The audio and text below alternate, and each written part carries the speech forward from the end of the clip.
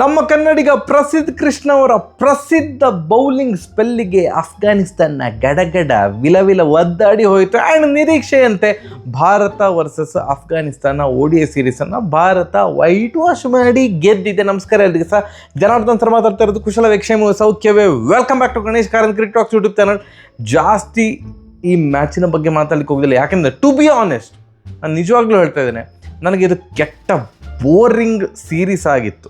ಯಾಕಂದ್ರೆ 2 ತಿಂಗಳು IPL ನೋಡಿ ನೀವು IPL-ಅನ್ನು ಮರೆಸುವಂತಹ ಒಂದು ಏನು ಸೀರೀಸ್ ಕೊಡಬೇಕಿತ್ತು BCCI. ಇಲ್ಲದ್ರೆ ಈ ಸೀರೀಸೇ ಬೇಡವಾಗಿತ್ತು.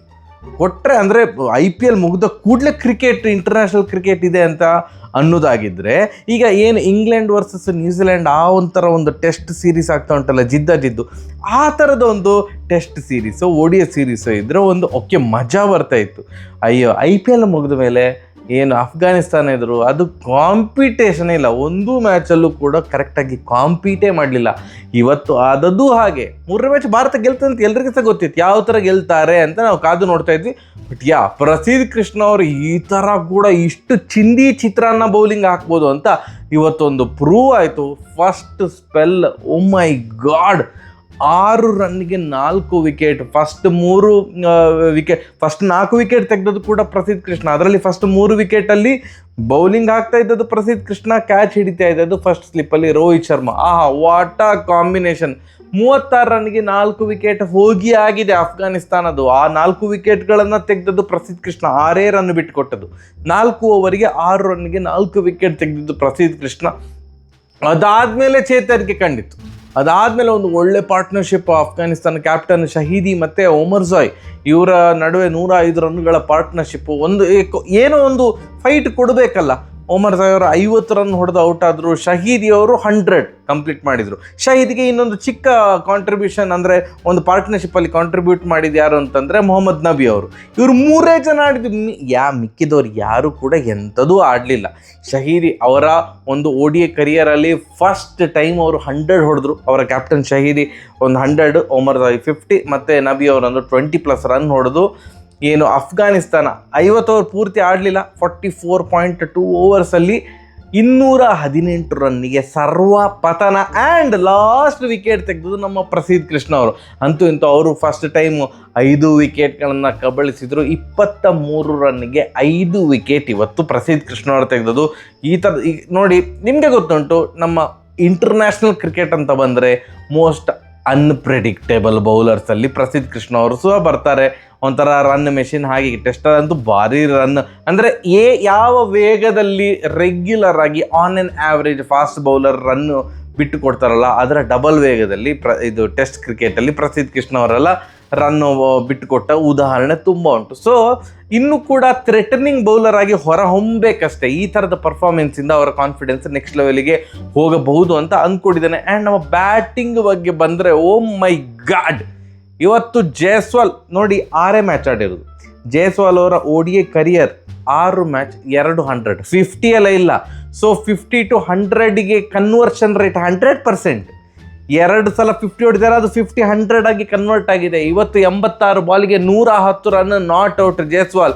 And hit man Rohit Sharma ಅವರು ಕೂಡ 100 ಹೊಡಿತಾರಾ ಅಂತ ಅಂದ್ಕೊಳೋದು ಆಗಲಿಲ್ಲ. 69 ಬಾಲಿಗೆ 79 ರನ್ ಹೊಡೆದ್ರು. ನಾವೆಲ್ಲ ರೋಹಿತ್ ಶರ್ಮಾ ಅವರು 100 ಹೊಡಿಲಿ ಅಂತ ಕಾಯ್ತಾ ಇದ್ದೆವು.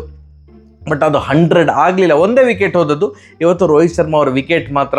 ಆ್ಯಂಡ್ ಓ ಮೈ ಗಾಡ್, ಅಫ್ಘಾನಿಸ್ತಾನದ ಫೀಲ್ಡಿಂಗ್ ಬಗ್ಗೆ ಮಾತನಾಡುವುದಿರುವುದೇ ಒಳ್ಳೆಯದು. ಯಾಕಂದರೆ ಅಷ್ಟು ಕೆಟ್ಟದಾಗಿತ್ತು. ಗ್ರೌಂಡ್ ಫೀಲ್ಡಿಂಗ್ ಆಗಿರ್ಬೋದು, ಕ್ಯಾಚಿಂಗ್ ಅಂತೂ ಮಾರೆ ರೋಹಿತ್ ಶರ್ಮಾ ಅವರು ಒಂದು ಹೀಗೆ ಕಟ್ ಶಾಟ್ ಹೊಡೆದಿದ್ದಾರೆ, ಕ್ಲೀನ್ ಥರ್ಡ್ ಮ್ಯಾನಲ್ಲಿ ಹೀಗೆ ಹೋಗಿ ಕರೆಕ್ಟ್ ಈಸಿ ಕ್ಯಾಚ್. ಅವ ಮೂವ್ ಆಗಬೇಕಂತಲೂ ಇಲ್ಲ ಫೀಲ್ಡರ್. ಎಂತ ಕಾಣಲಿಲ್ವಾ ಅಥವಾ ಲೈಟ್ ಅಡ್ಡ ಬಂತ ಎಂತ ಅಂತ ಗೊತ್ತಿಲ್ಲ, ಬಾಲೇ ಕಾಣಲಿಲ್ಲ. ಕೊನೆಗೆ ಆ ಬಾಲಿನಿಂದ ತಪ್ಪಿಸ್ಕೊಳ್ಬೇಕಂತ ಹೀಗೆ ಮಾಡಿದರು. ಅದು ಎಲ್ಲಿಯೋ ಪಿಚ್ ಆಗಿ 4 ಹೋಯಿತು. ಇಲ್ಲೇ ಇದ್ದರೆ ರೋಹಿತ್ ಶರ್ಮಾ ಅವರು 20 ರನ್ ಕೂಡ ದಾಟ್ತಾ ಇರಲಿಲ್ಲ. ಸೊ ಆ ಜೀವದಾನ ಪಡೆದುಕೊಂಡ್ರು. ಅದಾದಮೇಲೆ ಏನು ಆ ಕಡೆಯಿಂದ ಜೈಸ್ವಾಲ್ ಹೊಡಿತಿದ್ದಾರೆ, ಈ ಕಡೆಯಿಂದ ರೋಹಿತ್ ಶರ್ಮಾ ಅವರು ಹೊಡಿತಿದ್ದಾರೆ. ಬಟ್ 79 ರನ್ನಿಗೆ ಔಟ್ ಆದರು. ಆ್ಯಂಡ್ ಇವತ್ತು KL ರಾಹುಲ್, ಹರ್ಷದೀಪ್ ಸಿಂಗ್, ಕುಲ್ದೀಪ್ ಯಾದವ್ ಅವ್ರನ್ನ ರೆಸ್ಟ್ ಮಾಡಿದರು. ಗೊತ್ತಿಲ್ಲ ಕುಲ್ದೀಪ್ ಯಾದವ್ ಅವರು ಡ್ರಾಪ್ ಆಗಿದ್ರೆ ರೆಸ್ಟ್ ಅಂತ ಗೊತ್ತಿಲ್ಲ. ಬಟ್ ಓಕೆ, ರೆಸ್ಟ್ ಅಂತ ಕನ್ಸಿಡರ್ ಮಾಡುವ. 3 ಪ್ಲೇಯರ್ಸ್ಗೆ ಇವತ್ತು ರೆಸ್ಟ್ ಸಿಕ್ಕಿತ್ತು. ನನಗೆ ಈ ಒಂದು ಸೀರೀಸಲ್ಲಿ ಭಯಂಕರ ಇಂಪ್ರೆಸ್ ಮಾಡಿದ್ದು ಗುರ್ನೂರ್. ಆ ವ್ಯಕ್ತಿಯ ಒಂದು ಹೈಟ್ ಆಗಿರ್ಬೋದು, ಪೇಸ್ ಆಗಿರ್ಬೋದು, ಸಿರಾಜ್ ಅಣ್ಣ ಈಗ ಸ್ವಲ್ಪ ಟೆನ್ಷನ್ ಮಾಡಿಕೊಳ್ಬೇಕು, ಅಣ್ಣ ಇವ ಎಲ್ಲಾರು ನನ್ನನ್ನು ರಿಪ್ಲೇಸ್ ಮಾಡಿದರೆ ODI ವರ್ಲ್ಡ್ ಕಪ್ಪಲ್ಲಿ, ಯಾಕಂತಂದರೆ ಬೂಮ್ರಾ ಖಂಡಿತ ಆಡಿಯೇ ಆಡ್ತಾರೆ, ನನ್ನ ಪ್ರಕಾರ ಹರ್ಷದೀಪ್ ಸಿಂಗ್ ಕೂಡ ಆಡಿಯೇ ಆಡ್ತಾರೆ, ODI ವರ್ಲ್ಡ್ ಕಪ್ ಸ್ಕ್ವಾಡಲ್ಲಿ ಇರ್ತಾರೆ. ಈಗ ಸಿರಾಜೇ ಇರ್ಬೋದು ಅಂತ ಅಂದ್ಕೊಂಡಿದ್ದಾರೆ. ಬಟ್ ಈ ಸೀರೀಸಲ್ಲಿ ನನಗೆ ಇಂಪ್ರೆಸ್ ಮಾಡಿದಂತ ಹೌದು, ಕಂಗ್ರ್ಯಾಚುಲೇಷನ್ಸ್ ಟೀಮ್ ಇಂಡಿಯಾ. ಇದಕ್ಕಿಂತ ಫಸ್ಟ್ ಆಫ್ ಆಲ್ ಈ ವಿಡಿಯೋ ಇಷ್ಟೊತ್ತು ಮಾತಾಡಿದ್ದೆ ನಂದೊಂದು ಘನಘೋರ ಒಂದು ತಪ್ಪು ಇದು. ಇಷ್ಟೊತ್ತು ಮಾತಾಡಲಿಕ್ಕೆ ಎಂತ ಇರಲಿಲ್ಲ ಈ ಸೀರೀಸಲ್ಲಿ. Overall boring series. But I am happy for Jaiswal also. ಯಾಕಂತಂದರೆ ನೋಡಿ, ODI ವರ್ಲ್ಡ್ ಕಪ್ ಅಂತ ಬಂದರೆ ಸ್ಲಾಟ್ ಫಿಕ್ಸ್ ಆಗಿ ಹೋಗಿದೆ. ಗಿಲ್, ರೋಹಿತ್ ಶರ್ಮಾ, ವಿರಾಟ್ ಕೊಹ್ಲಿ. 1 ಡೌನಲ್ಲಿ ವಿರಾಟ್ ಕೊಹ್ಲಿ ಅವರು ಆಡ್ತಾರೆ. ಸೊ ಬ್ಯಾಕಪ್ ಓಪನರ್ ಆಗಿ ಆದರೂ ಜೈಸ್ವಾಲ್ ಸಿಲೆಕ್ಟ್ ಆಗಬೇಕು ಅಂತ ಅವರ ಮನಸ್ಸಲ್ಲೊಂದು ಆಸೆ ಇರ್ತದೆ. ಸೊ ಈ ಥರದ ಅವಕಾಶಗಳು ಸಿಕ್ಕಾಗ ಅದನ್ನು ಕರೆಕ್ಟಾಗಿ ಯುಟಿಲೈಸ್ ಮಾಡಿಕೊಂಡಿದ್ದಾರೆ. ಅಂತೂ ಇಂತೂ 100 ಹೊಡೆದ್ರು, 6 ಮ್ಯಾಚ್ ಆಡಿರೋದು 200 ಹೊಡೆದಿದ್ದಾರೆ, 70+ ಆ್ಯಾವ್ರೇಜ್ ಉಂಟು. ಹೀಗೆ ಅವಕಾಶ ಸಿಕ್ಕಾಗೆಲ್ಲ ಅವರು ಶೈನ್ ಆಗಲಿ, ಯಾಕಂತಂದರೆ ಕಾಂಪಿಟೇಷನ್ ತದ್ವಾ ಉಂಟು. ಸೊ ಇದೇ ರೀತಿಯಾಗಿರುವಂಥ ಫಾರ್ಮ್ ಕಂಟಿನ್ಯೂ ಆಗಲಿ ಜೈಸ್ವಾಲ್ ಅವ್ರದ್ದು. And man of the series of course Gill ಅವರು 2 ಮ್ಯಾಚಲ್ಲಿ ಸೂಪರಾಗಿ ಆಡಿದ್ರು. ಈ ಮ್ಯಾಚಲ್ಲಿ ಬ್ಯಾಟಿಂಗ್ ಸಿಗಲಿಲ್ಲ, ಅವ್ರು ಬರಲಿಲ್ಲ.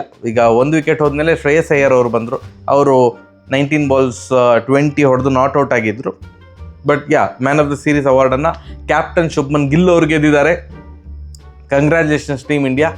ಅಷ್ಟೇ, ನಿಮ್ಮ ಮುಂದಿನ ಸೀರೀಸ್ಗೆ ಆಲ್ ದ ಬೆಸ್ಟ್. ನಾಳೆ ನಮ್ಮ ವನಿತೆಯರ ಮ್ಯಾಚ್ ಉಂಟು. ಮ್ಯಾಚ್ ಆದಮೇಲೆ ಸಿಗುವ. ನಮಸ್ಕಾರ.